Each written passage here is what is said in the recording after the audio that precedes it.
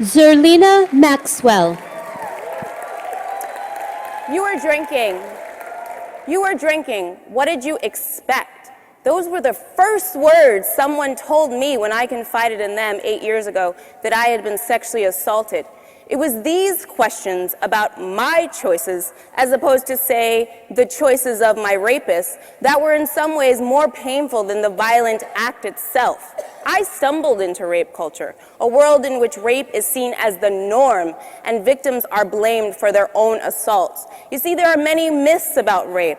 It's a myth that there are blurred lines of consent. It's a myth that rapes are committed by strangers jumping out of the bushes. It's also a myth that rape cannot happen to men. What's true is that rape culture is very real. And I know you've all seen this picture before. This picture is supposed to represent love and patriotism and romance. But what you might not know is that these two people are strangers, which makes this picture an assault. Fast forward to last summer when Robin Thicke's Blurred Lines was the #1 song in the country. And feminists and allies spoke out and spoke up and said, no, enough is enough.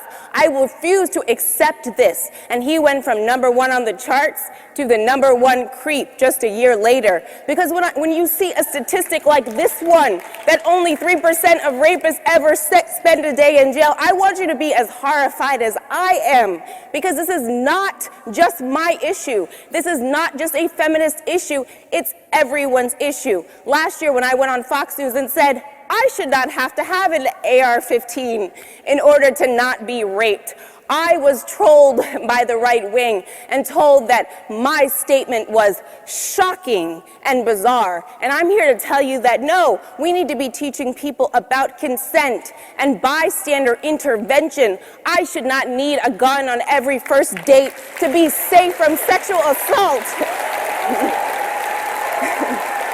The morning after the segment, I was sent this rape threat at 8 a.m. in the morning, and it was one of hundreds of threats. And I am here to tell you that I can't be out here alone. Survivors cannot be the only ones speaking up and speaking out. And that's where you come in, allies, okay? Because rape is not an inevitable occurrence. It is not something that we should trivialize. And it's not boys will be boys. No, I am here to tell you that rape culture is real, and we must end this. So when you see an advertisement like this one, you call it out in public. You don't just turn to your friend and say, hey, that's offensive. You sign a petition, you tweet that petition, and you stand alongside me and say no. Because this issue is not just an issue for women or for feminists, like I said before, or for people who have survived it. It's everyone's issue. And boys will not be boys. This is ridiculous.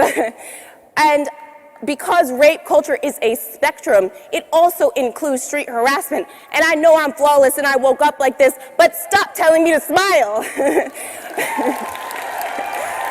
And when you see someone catcalling a woman on the street, I want you to speak up and speak out and go up to the woman like Feminista Jones says and ask them, are you okay? And call out that harasser for their harassing behavior. Don't just ignore it and pretend it's not a problem, because it is. And if someone comes to you and confides in you that they have been sexually assaulted, do not say what a UNC administrator said to my friend Annie Clark. Well, rape is like football. You might want to review your plays and see if you would have made different choices. No, you're going to be more like John Kelly and recognize and stand up and say that rape can happen in any kind of relationship. He's the first person to testify about rape in same-sex relationships. Or you need to be more like Wagwate Winjuki, who's in the room right now. And you need who started the hashtag Survivor Privilege, to talk back to George Will, who made this idiotic notion that being raped is somehow a privilege that conveys a coveted status. She stood up and all survivors spoke out using that hashtag to say no. So I'm here to say that you need to make your move now. You need to stand alongside survivors, and you need to be allies in public. I know it is easy to be cynical. I know.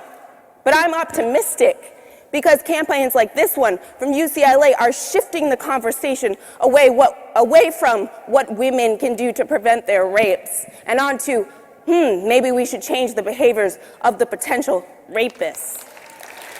Because I want to get to the point where the answer to the question that I posed in the title of this presentation, I want the answer to that question, how do we end rape culture, to be, we already did. Thank you.